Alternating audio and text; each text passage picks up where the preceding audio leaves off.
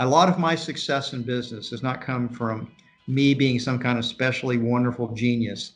I've just hired a lot of great people.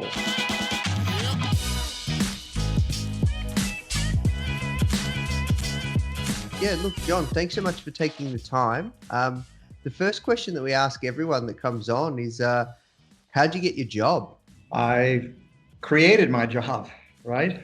I mean, entrepreneurs don't really have jobs. They have passions. They have something they're trying to bring to life, something they're trying to create. So I've never thought of it as a job. I've always thought it as more of a passion, a mission, a purpose, meaning for my life largely. I've done Whole Foods for 42 years. And how did that come about? How did it start? Like, everyone knows Whole Foods. My mum was excited. Like every time I go to the States, she loves supermarkets, and she always wants to check out Whole Foods because she finds it an interesting thing when you travel to a country. Yeah. Very well known. Obviously, I do the same thing when I travel. I go I look at other food stores, try to get some ideas. I mean, it's always a tricky thing to when you want to start an origin story, because you could go back to the Big Bang, right? And you work our way forward. But in this case, we'll just say that when I was about 23, I moved into this vegetarian housing cooperative, and I wasn't a vegetarian at that time, but I was interested in kind of all things counterculture, and I just thought I'd meet some really cool people, maybe some really cool women as well in a vegetarian co-op. And I did. And I sort of had a food awakening at that point. I learned about healthy eating and natural foods and organic foods. I learned how to cook while I was there. And for the first time, I realized really, I mean, I knew because I'd always been an athlete. So I knew that if you worked out, you'd feel better. Yeah. But it never occurred to me that what you ate, I always thought of that was more like fuel, right? Fuel the machine. But it's actually obviously a lot more complicated than that. And your health, your vitality, your energy levels are very dependent upon what you ate. And I learned that for the first time when I moved in that cooperative. So I became the food buyer for that cooperative. And then I went to work for a small natural food store, learned about retailing, came home to the co-op and talked to my girlfriend one night and said, Renee, what do you think if we open up our own store? And she loved that idea. And so we did that together and co-founded the company back in 1978. Yeah, wow. And now, you guys are massive, very, very well known. But the wave, you got, part of success, if you're going to build something great, I mean, part of it is your creativity and having the right idea and building a good team and all those things that we'll probably talk about. But it didn't hurt that the world was kind of starting to move this way, and we were just early to the party. I mean, you could say that's true of almost all the really successful entrepreneurs. I mean, Bill Gates got into software right when there was a personal computer revolution, and Steve Jobs, he wasn't the first personal computer, but he was the one that saw the potential of it being such a great tool. So I think that's true for so many stories. So you wrote a book that it's called Conscious Leadership. Funnily enough, Conscious Capitalism, when I went out and started Foundr, one of my mentors, he said, yeah, look, this is a big thing. You gotta read this Conscious Capitalism book. And they've used a lot of the principles behind conscious capitalism through their company. You might know it. Do you know Intrepid Travel? I've heard that name before, but I don't know the business. Yeah, they're one of the largest adventure travel companies in the world. So yeah, that book. Yeah. Are they Australian company? Global, but based in Australia. One of their HQs is their HQ's in Melbourne, Australia. Yeah, so well-known book. You're releasing a new book called Conscious Leadership. What compelled you to write that book, and what is the premise? Conscious capitalism basically has 4 pillars to it. So the first pillar is purpose. Every business, every organization has the potential for a higher purpose that, besides just maximizing profits, making money is essential to business, but it doesn't logically follow that that's why the business exists. We think that's a myth, and we argue against it in conscious capitalism. Secondly, there are stakeholders in a business, and they all matter, and they're somewhat interdependent: customers, employees, suppliers, investors, the communities that we're part of. They're all trading with the business voluntarily, and they're all gaining from it. So a stakeholder philosophy is a second pillar of conscious capitalism. Third is we need a different kind of leadership, one that is more of a servant leader that serves the higher purpose of the organization, serves the stakeholders, is attempting to make the organization, optimize the organization. And fourth, we need cultures that human beings can flourish in. That'll lead to more successful business, but we spend a lot of our time of our lives at work. It might as well be something we enjoy doing and that we don't hate it. I mean, a lot of statistics show that only about 30% of the people that work in a job, at least in the United States, are particularly engaged in it. It's just a paycheck for them. And so creating a conscious culture is one where people flourish. So you've got purpose, stakeholders, conscious leadership, and purpose. And that was a very successful book. It's been printed all over the world. And when I go talk about it, I got a lot of questions about the leadership, because who's going to go hear a business guy talk about conscious capitalism are mostly people that are leaders and interested in how they can be more effective leaders. And we had 2 chapters in the book on leadership, and that's where I got the most questions. And so I realized, we could go so much deeper on this than we went in conscious capitalism. So we basically just took that pillar of conscious leadership and we've expanded it into book form and gone into much deeper.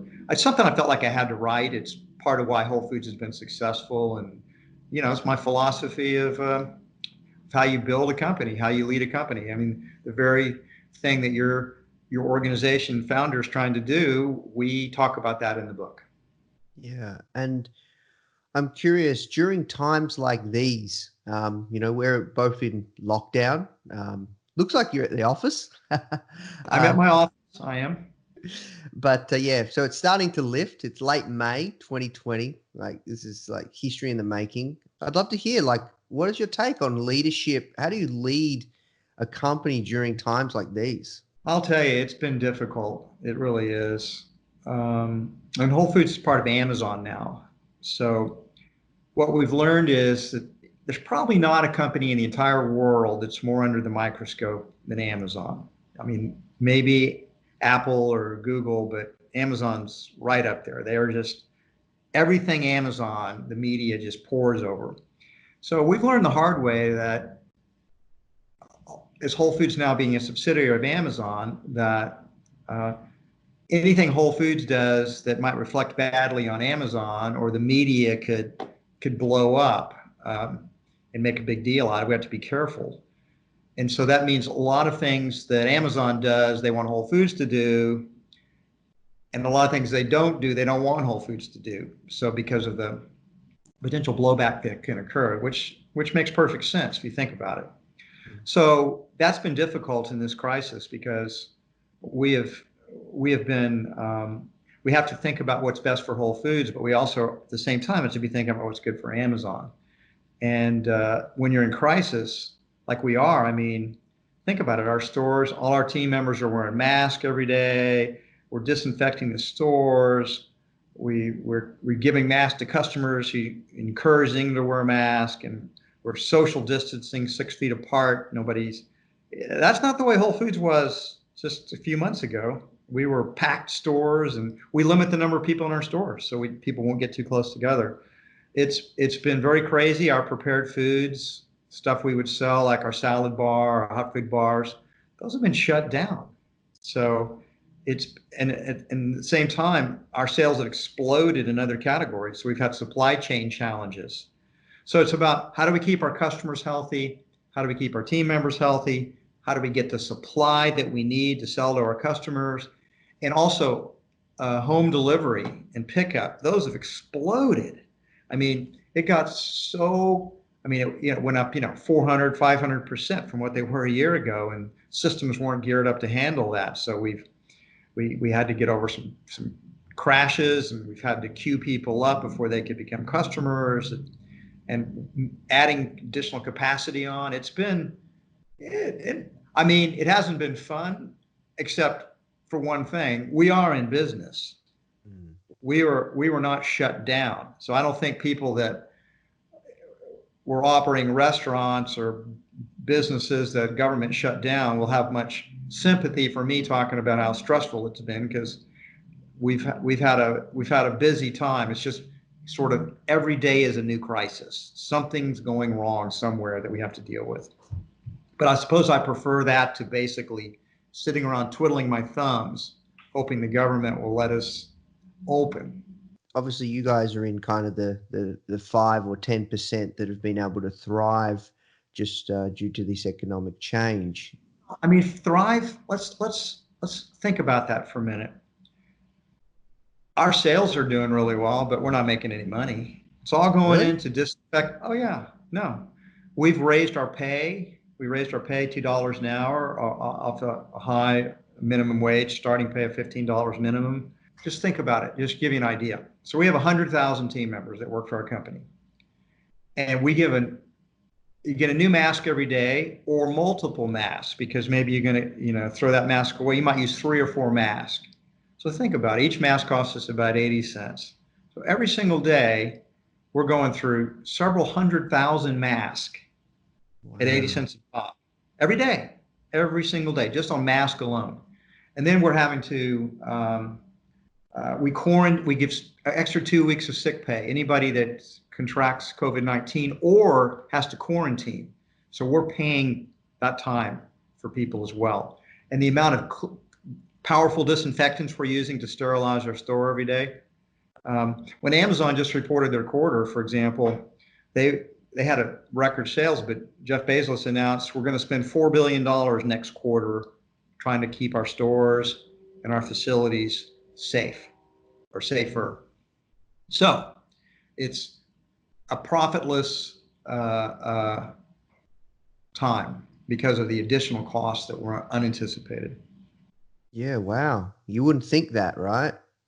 No, you wouldn't think it, but that's the reality. I think that's true for a lot of businesses, by the way, not just Whole Foods. I think a lot of the supermarket companies are experiencing similar things: higher labor cost, higher cleaning cost. They can't. Some parts of their business aren't doing well, and also delivery is a less profitable business than people shopping in the stores, because you do so much labor for them. You're picking it in the stores, and you're packing it, and then you're delivering it to somebody's home. And if you're a Prime member at if you're a Prime member, you're getting all that service for free, part of your membership package. So we've seen sales transfer over from in-store to more delivery and pickup. So it's just been a very interesting time. Without a doubt, there's been no year of my life like 2020. I think I can speak for almost everybody on the planet, right? Yeah, no, It's been a it's weird been, time. yeah, no, it's been crazy. So, coming back to the leadership piece, I guess, how do you lead like during a time like this? Like, should you be open and honest with how the business is going with your team? Yeah, absolutely. You have to be. You have to tell. I mean, I think you should be open and honest with your team all the time. I think that's just fundamental integrity, which is one of the leadership principles we talk a lot about in conscious leadership. If you want to build trust with people, you have to tell them the truth. Sometimes you can't tell people things because the media might blow it all up and make it into a big deal. So sometimes you have to be a little cautious in what you share, but you don't ever deceive people, because telling lies is just, it's unethical for one thing, but it also destroys trust. And if you want to be a good leader, people have got to trust you. They've got to believe that what you say is true. How honest and open should you be around, profitability, revenue? Because you don't want to scare people either, like that they might be looking somewhere else, or like looking for another job, or. No, I mean, and our sales are strong, and we're not laying our people off. In fact, we give unlimited call outs during this time. So anybody that doesn't feel like coming to work for any reason, maybe they got a childcare issue, maybe they're just nervous about COVID-19, could be for any reason at all. They just want to take a day off. We're having unlimited call outs. And so we value our team, and we're holding everybody together. Fortunately, our sales are strong enough to be able to afford to do that. So that's, I think, a lot of companies that have been shut down, they've had to lay people off. They've had to, at least temporarily. And I know that we haven't had to do that. I'm thankful for that. What are some other principles from your latest book? Conscious Leadership. That's the title of the book. It'll be coming out on September 15th. That's the publication date. So some of the other principles. So one is integrity, and also purpose. I talked about purpose. I think a conscious leader has a strong sense of purpose, and he or she is able to communicate that purpose to people on their team. And purpose tends to unite people together. It brings them together. People need to feel that their work is making a difference in the world, that they're creating value for other people. In any business, I mean, practically any business, you could think of some exceptions, but 99% of what business does is creating value for other people. So your purpose lies in your value creation, whatever that might be. I talked about integrity. Also, the second chapter in the book is called Lead with Love. And we think love is very important in business. And it's in the closet. It's in the corporate closet for the most part, primarily because most of the metaphors people use to think about business are hyper-competitive metaphors, whether they're war metaphors, let's roll over those guys, let's kill or be killed, destroy them, or they're sports metaphors, we're winners, they're losers, we're the champions, or they're Darwinian metaphors, survival of the fittest, only the paranoid survive, it's a jungle out there. And those metaphors, if we think of business that way, then we don't really have a place for love. And yet love is the glue that holds the organization together. Love is what will keep customers coming back again and again and again. So we think love needs to be let out of the corporate closet, and it requires us to begin thinking about the business differently, not in terms of those hyper-competitive metaphors. It's not that competition doesn't exist in business. Of course it does. It's not that you can ignore that, but it doesn't mean that's the definition of what business is, winning or killing the other guy, the competitor. It's about creating value for your customers, and you provide jobs for your employees. You trade, you have suppliers that you're trading with, you're creating value for them, and they're creating value for you. You have investors that you're trying to give good returns on their investment for. You have communities that you live in, and you're a good citizen in those communities. We have these greater responsibilities. So love is at the essence of what business is. And yet business is disliked and mistrusted by most people because it's seen as just greedy and selfish and exploitative. That it's a bunch of greedy bastards running around just lining their own pockets. And so business is oftentimes condemned as somehow or another almost unethical. And so getting love and putting it at the forefront of what you're doing, we think is a very important aspect of conscious leadership. So those are three qualities. And we talk about looking, for example, I'll give you a fourth one, finding win-win-win solutions. We have a tendency to think win-lose. I win, you lose, or you lose, I win. But business is not about that. It's really not. That's getting back to that competition metaphor, because customers are trading with you for their own benefit, right? Nobody takes a gun and sticks it to their head and says you have to trade. They're doing it because they believe it's in their best interest to do so, right? Same thing. Nobody forces people to work for you. If they don't like their job, they can go find another job most of the time. Maybe not right now in this massive layoffs that have occurred, but in general, there's competitive alternatives out there. So if you don't pay your people well enough, or you don't treat them well, they have alternatives in the marketplace. So you have to create value, a win for the employees, win for the customers, win for your employees or team members at Wholefoods, we call them. Suppliers, they don't have to trade with you either, and you don't have to buy from them. So you make a trade and you're both winning. So business about win, win, win. And once you start to use that as a framework, it almost serves as a complete ethical framework because you can begin to think in every situation, is anybody losing here? Are any of my stakeholders losing? And if somebody's losing, then maybe you don't have the best strategy there. What's a strategy that everybody can win at, where everybody's better off for these trades being made? So a conscious leader is always looking for that win-win-win.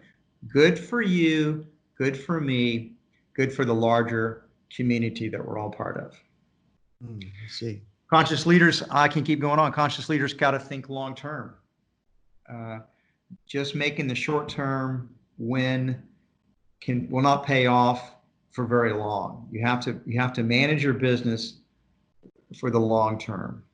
And by the way, that's one of the things I love about being part of Amazon, because they think really long term. And that was when Wholefoods was independent but a public company. It was a lot harder. We were under that quarterly earnings pressure that you hear so much about. It really is real. When you say long term, how long term and like would be difficult for many companies during times like this, right? Well, you can't ignore the short term. It's not like but I think you have to make decisions that if you sacrifice the long term for a short term gain, it'll eventually blow up on you.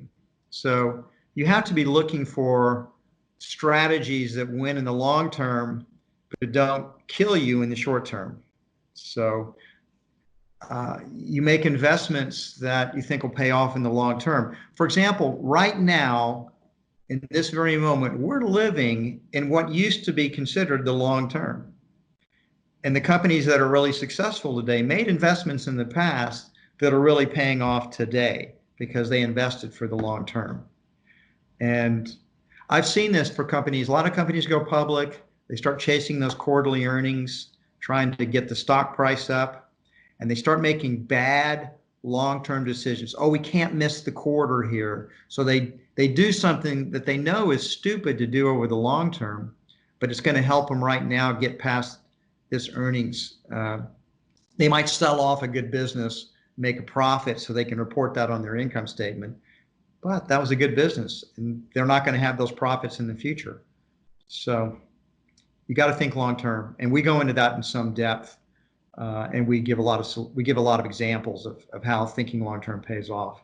You got to continuously learn and grow. That's another principle that we talk about in the book.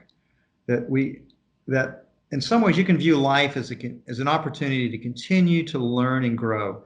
Every day, if we're not learning something new, if we're not growing, if we're not taking advantage of the opportunities, then I think we're falling behind. Life is this adventure. I see life as an adventure. This will come natural to people from Australia. Life's a darn adventure, and we should make the best of it. And the best way to make it an exciting adventure is to keep learning, keep growing, keep evolving, keep challenging yourself to be better and better and better. It's continuous improvement. And since we everything we do in business we do with a team, then one of the chapters we have in the book is how do you upgrade your team, constantly upgrade your team. How do you develop the team and make it better and better and better? Because ultimately, you'll be no better than your team. If your team sucks, then you're going to suck too. And if your team is really good, if you hire great people and make sure they're well trained and you empower them and they're creative, they make you look really good. A lot of my success in business has not come from me being some kind of specially wonderful genius. I've just hired a lot of great people, and together we've built a really successful business. Yeah, I agree. Let's talk about team, because I think that is something that a lot of people don't talk about. They talk about the shiny tactics and strategies, but what have you done over the years to attract great talent, and what do you look for in a person? Do you have a set of rules or principles when you're looking to hire? I do, actually, and I've gotten better at it over the years. Like any skill, the more you practice it, the better you tend to get. I will also say that almost all the worst mistakes I've made in business, not all of them, I made some other boners, but most of the worst mistakes were bad people decisions. promoting the wrong person or hiring the wrong person or being slow to recognize that somebody wasn't working out and keeping them too long. I think those are the tough decisions that a leader has to make. But what is it? In answering your question, I think again, there's several things that I look for. First, since I think purpose is so important, I am looking for people that tend to align with the purpose of the company, that have passion for it, that this is something they're not in it just to say, "Wow, when I work for Whole Foods, this is a step up for me. I'm going to make more money." I'm looking for people that are excited about what Whole Foods is doing, what our purpose is, what our mission is, and they want to get on board and help us fulfill that mission better. So I'm looking for purpose. Obviously, I think you got to look for intelligence, not just analytical intelligence. I consider you got to hire smart people. That's kind of an ante to get into the game, but also emotional intelligence, because increasingly it's all about relationships, and people that are jerks, they're not going to fit well in your culture. By the way, that adds to the next thing, which is, will they be a good cultural fit? Because I have found a culture in an organization is a bit like an immune system. People that are in the immune system, when something comes into the body that the body doesn't, that recognizes as an invader, the immune system is activated to destroy the invader. Similarly, cultures will begin to try to repel elements that come into it that are dissident to the culture. It tries to protect itself. So cultural fit. I did something recently. I did a calculation. At the last 16 executives that I've hired at senior levels, 8 of them washed out because of culture. Half of them, only 50% made it. And they were all smart. And they all were passionate. And a lot of them were aligned with our purpose. They just didn't fit into Whole Foods' culture. And the culture rejected them and pushed them out. So cultural fit is very important. And finally, I'd say I look for integrity. If you can't trust somebody, they'll screw you in the end eventually. So somebody that's honest, truthful, and wants to do the right thing. And if you surround yourself with people that will cut corners, eventually they're going to cut a corner on you too and hurt the organization. Yeah, I love that. You talked about something that I think will resonate with leaders, and that is keeping someone too long, because it's the hard thing. It's the hard thing to make that realization. What do you do there? How do you avoid that? That's such a good question, Nathan. And any organization that's successful and growing will outgrow some of its people. That's just inevitable. And what I've learned is that oftentimes somebody gets promoted because they were doing a good job, right, at their previous job. So they get promoted, but then they're not doing such a good job. They've gotten promoted over their heads. And what the organization generally does is fire them. And I just think that's such a terrible thing. Here's somebody who's worked for you for 10 or 15 years or whatever. They've done a good job. They've been promoted maybe multiple times, but then now they've gotten a job now that they can't quite handle. You can work with them. You can try to help them you do some leadership development work with them, or maybe you get them a coach, or you send them to a seminar to train. But even then, maybe they can't cut it. Well, if they've been loyal to the company and they've worked hard, the rational thing to do is not toss them overboard, but to recycle them. Find another job for them where they can be successful again, because they're loyal, they care about the company, they're aligned with your culture and your purpose. They're just over their heads. Don't leave them in a position where they're going to fail. Just recycle them. That's what Whole Foods does. Now, some people's egos can't handle being demoted back to a position, but most people can, if you let them save face. If you let them make a move that's not obviously, they're not being punished or look to be a failure to the rest of the organization. And I think the culture, that means people when you do that too, people are willing to take some chances when they're not sure of, because they know the organization has their back and is not going to just throw them overboard if they don't do well right there. They'll get another shot. Now, that being said, there are times when you have to move people out, and because they're obviously incompetent and they just fail and fail and fail, and you just have to move them out. Or there could be a breach of integrity where they've done something dishonest. Uh, uh, and oftentimes the culture just begins to select people out or get rid of people. And I found one of the most valuable tools, I talk about this in the book some, that will really help you be a more effective leader, is do 360 reviews with people, and do a 360 review of yourself. In 360 review, you're going to get feedback from their peers, from their people that report to them, and also from their bosses or the people above them. And some people manage their subordinates well, but don't manage their peers well at all. Or some people kiss the ass of the person they're reporting to, but is a monster towards everybody else. So a 360 review helps the leader see how other people see the people that are reporting to them. And that's happening to, it helps them to see how other people see them.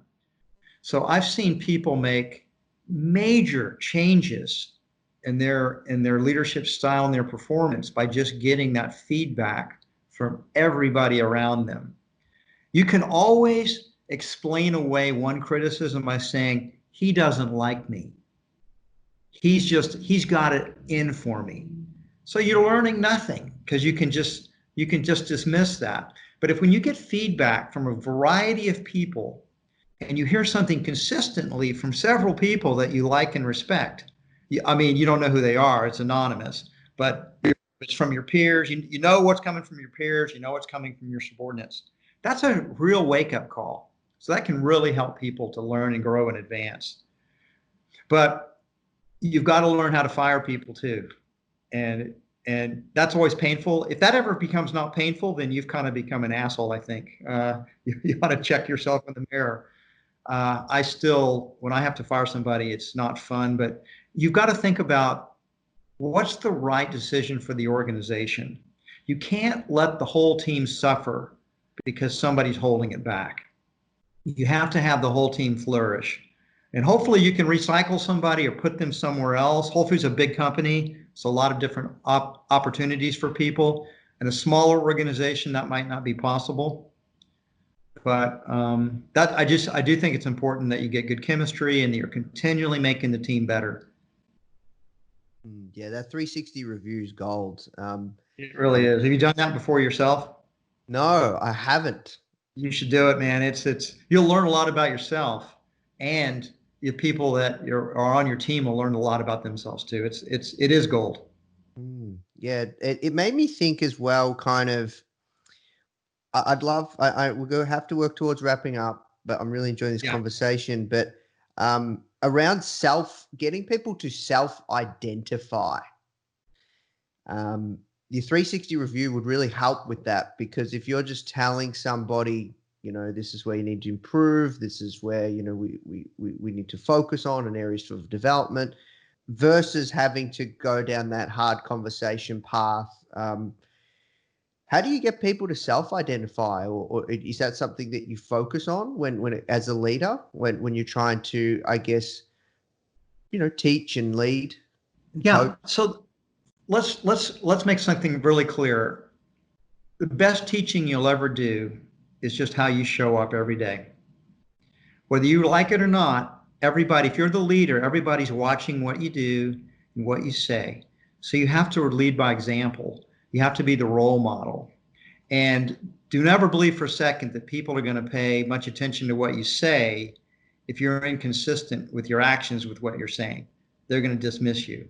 We pay attention to what people do a lot more than what people say. But if we show up every day and if we're a good role model and we have integrity and we're also kind and caring, people are going to pay a lot more attention to what we say too. And they're going to develop trust with us over time. So that's the first thing, is if you want to be an effective leader, you have to be an effective person, meaning you have to be a caring person with integrity, with a strong sense of purpose. 3 things I talked about that first 3 chapters of our book. After that, how do you help people learn and grow? You develop that trusting relationship with them, so they're not afraid of you. If people don't trust you, they're going to have their arms crossed. They're going to be on their guard. You can't get people to do very many things from fear. You can get compliance from fear, but if you really want people to get better, they can't be afraid.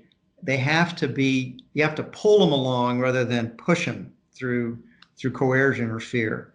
So I think the really good leader just helps people naturally to become just like a good parent does with their kids, right? I mean, you lead by example, you give them feedback when they need it, you take corrective actions. I don't think you should treat your team as like their kids, because they're adults.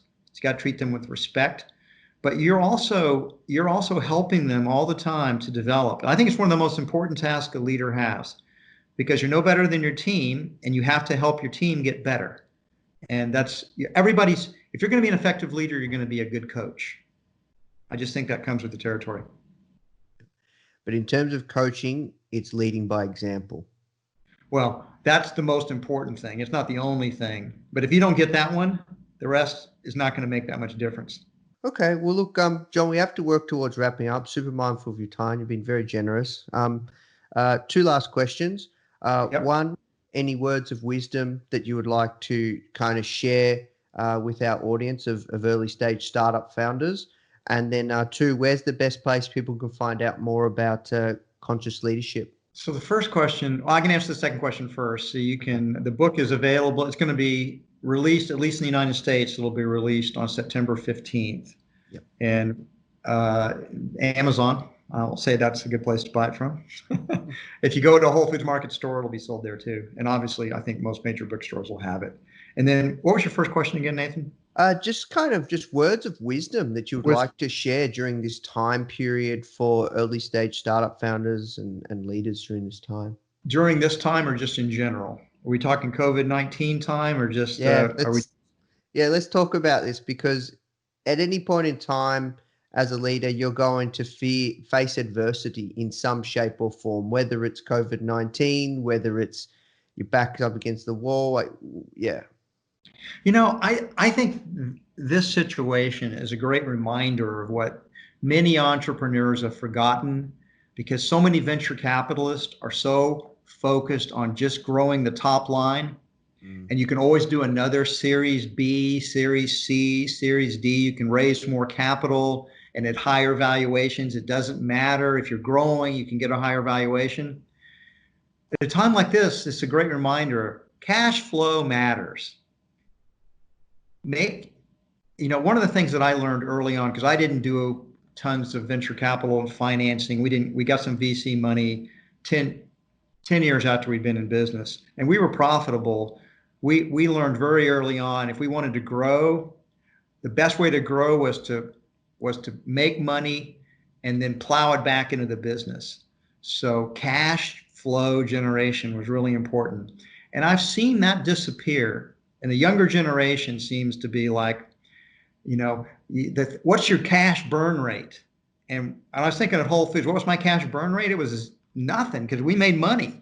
I mean, that was the whole point of it, to make money so we could open more stores with our cash flow. And I just think at a time where you can't count on a Series C or D or E, because look at the kind of environment we're in. People aren't, it's harder to raise money right now. So my word of wisdom, don't let the venture capitalist or the financiers convince you that producing cash flow is unimportant. The coronavirus, COVID-19 is teaching us and reminding us, make money, reinvest that money in your business and grow it. And you'll be less dependent on outside financiers too. And you won't lose control of your business, and you'll have a bigger equity stake. So if you ever do go public or sell the company, you'll make more money in the end. So that's my final word of wisdom on this one. Amazing. Well, look, thank you so much for your time, John. You've been very generous and yeah, really enjoyed this conversation. Thanks, Nathan. I hope we meet in person sometime. You take care. Me too. All right. Have a great day. The Foundr mission is to help you create an ass-kicking business and help you learn straight from the mouths of world-class founders.